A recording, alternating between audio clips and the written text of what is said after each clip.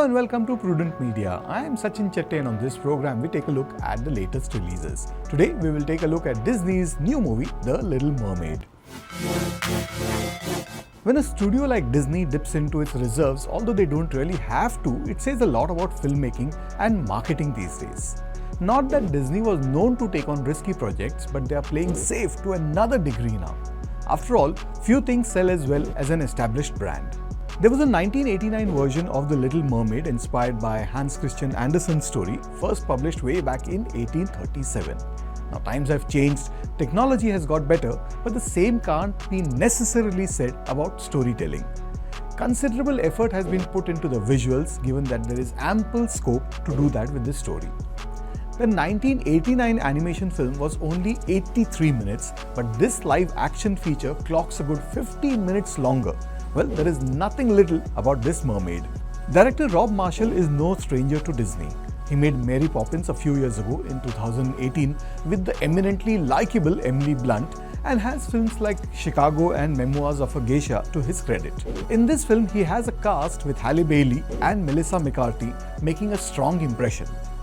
The film itself was in the news way before it was released because Ariel, the mermaid princess played by Halle Berry, is black, and that didn't go down very well with some people because Ariel has always been white, although there has been no trademark on the color of the character that is anyway fictional.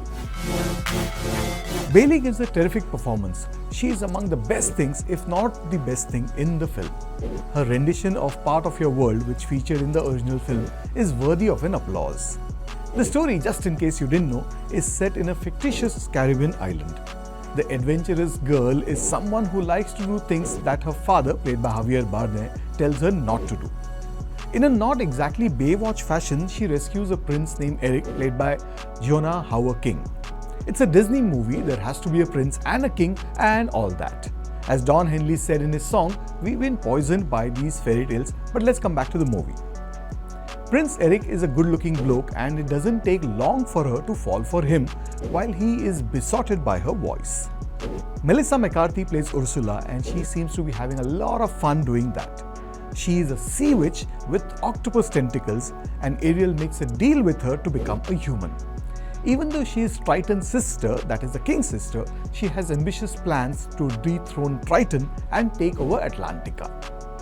There is great attention paid to the details as far as the visuals are concerned, whether it is the underwater or above shots. The big bucks spent on it do show. But that is also part of the problem, where there is too much focus on the visuals and the storytelling at times takes a backseat, just like it did in Avatar: The Way of the Water. But if you don't dive too deep into dissecting it, this is a serviceable film from the Disney stable. I'm going to go with 3 out of 5 stars for the new Disney film, The Little Mermaid. Well, that's what I thought of The Little Mermaid. Do let us know what you think. Do write into us. Our address is features@prudentmedia.in. And I'll be back with you next week with more movie reviews. Till then, it's goodbye from me.